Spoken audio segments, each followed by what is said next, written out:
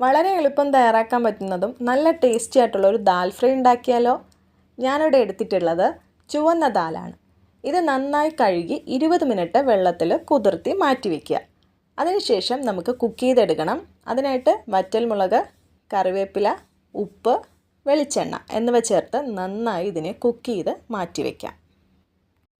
ഇനി മസാല റെഡിയാക്കിയെടുക്കാം. ചൂടായ എണ്ണയിലേക്ക് കടുക്, ജീരകം, വറ്റൽമുളക്, ഇഞ്ചി വെളുത്തുള്ളി ചെറുതായി കൊത്തി അരിഞ്ഞത്, പച്ചമുളക്, നീളത്തിൽ അരിഞ്ഞിട്ടുള്ള സവാള, ഉപ്പ് എന്നിവ ചേർത്ത് നന്നായി ഇതിനെ ഒന്ന് വഴറ്റിയെടുക്കാം. സവാള ബ്രൗൺ കളർ ആകുന്നത് വരെ വെയിറ്റ് ചെയ്യേണ്ട. അതിന് മുന്നേ ആയിട്ട് തന്നെ നമുക്കിതിൽ വേണ്ട പൊടികൾ ആഡ് ചെയ്ത് കൊടുക്കാം. മഞ്ഞൾപ്പൊടി, മുളക് പൊടി, മല്ലിപ്പൊടി എന്നിവ ചേർത്ത് ഇതിൻ്റെ പച്ച മണം മാറുന്നത് വരെ നന്നായി വഴറ്റിയെടുക്കാം. മെഷർമെൻ്റ് എല്ലാം ഡിസ്ക്രിപ്ഷൻ ബോക്സിൽ കൊടുത്തിട്ടുണ്ട്, ചെക്ക് ചെയ്ത് നോക്കിയാൽ മതി. റോസ്റ്റ് ചെയ്തതിന് ശേഷം നമുക്കിതിലേക്ക് കായപ്പൊടി ആഡ് ചെയ്യാം.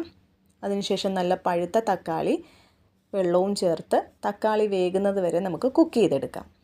പുളിപ്പിനനുസരിച്ച് പുളിവെള്ളവും നേരത്തെ വേവിച്ച് വെച്ച ദാലും ആവശ്യത്തിന് വെള്ളവും ചേർത്ത് 5-10 മിനിറ്റ് നന്നായി കുക്ക് ചെയ്തെടുക്കാം. നമ്മളുടെ ദാൽ ഫ്രൈ ഇവിടെ റെഡി ആയിട്ടുണ്ട്.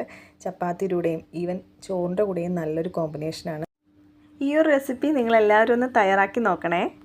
ഈ ഒരു ചെറിയ ചാനലിനെ എല്ലാവരും ഒന്ന് സപ്പോർട്ട് ചെയ്യണേ. ഇഷ്ടപ്പെട്ടാൽ ലൈക്ക് ചെയ്യുക, ഷെയർ ചെയ്യുക, സബ്സ്ക്രൈബ് ചെയ്യുക. ബൈ.